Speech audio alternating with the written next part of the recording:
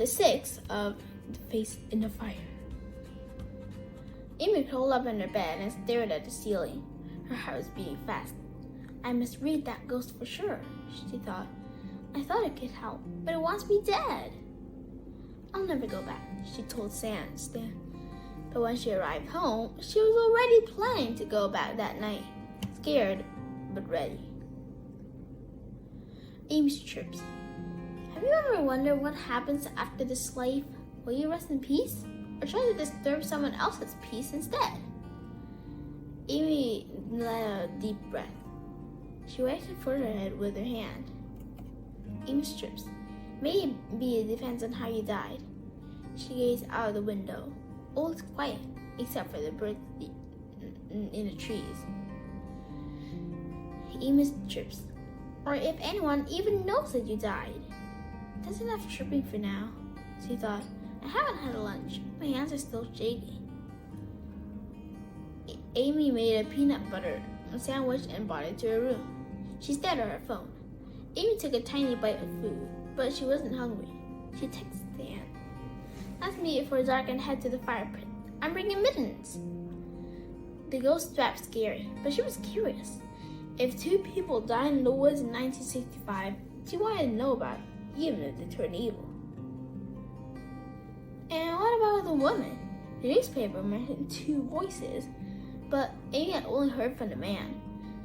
Why would he threaten her? Or had the ghost meant it as a warning?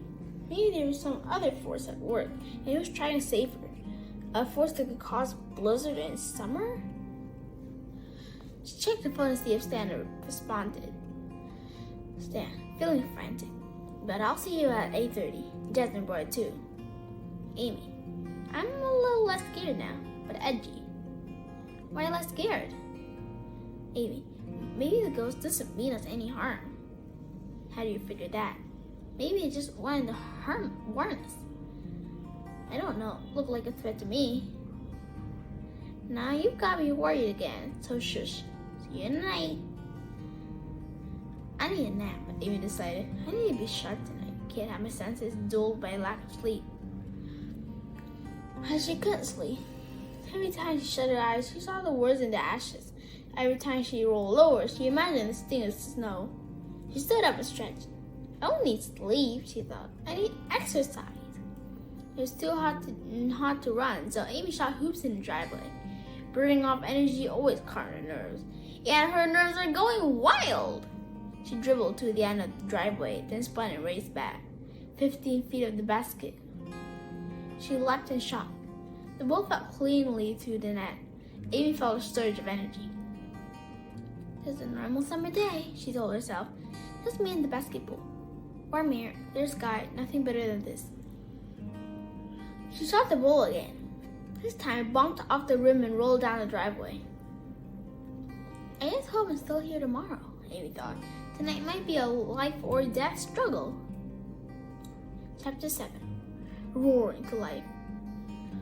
Her temperature was close to 80 degrees, but Amy dressed for different conditions. She wore a sweatshirt with a hood and a front pocket. The pocket held mittens and a scarf. We'll probably be at Jared's, she told her parents as she left the house. Near there anyway, she added, so it wouldn't be a lie. You know how to reach me. Have fun, honey, said her mom. School starts tomorrow, so don't be out late. Stan was waiting on his footsteps. They walked to the street instead of the graveyard, just in case their parents were watching. They used the main entrance to Hilltop Cemetery a few blocks away. Are you ready for this? Amy asked. Stan nodded. I guess. His phone buzzed. It was Jared asking where they would meet. Amy, Hilltop entrance, bring a shield. Jared, a shield? For what? Just kidding, but you never know. Did you tell Jared about the whitening in the ashes? Amy asked. He said ghost writing is rare, but it does happen. He'd never seen it though. I hope we see it again, Amy said. Something a little less scary, like maybe a clue to what happened. We'll try every way we can think of to communicate with the ghost.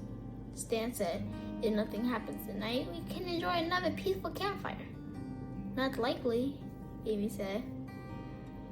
The moon was up, so the cemetery was dark.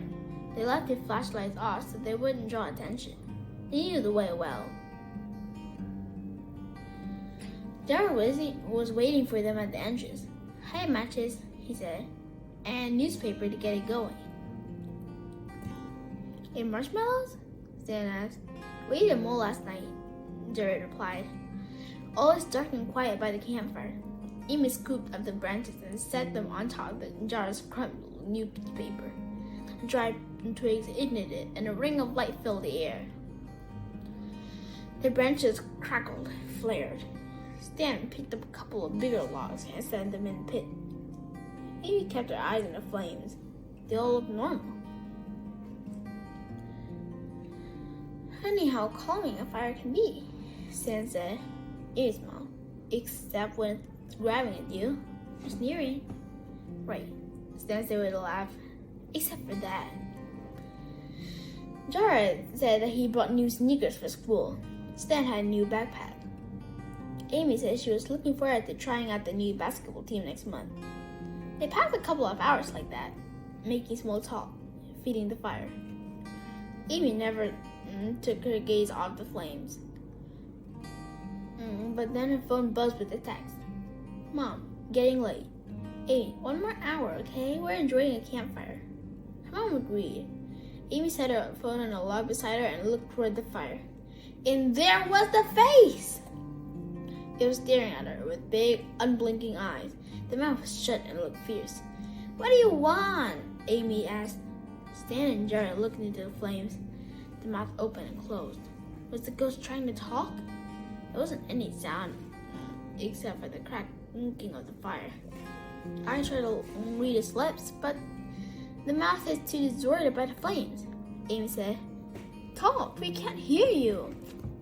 The face seemed to roar, but still there was no sound.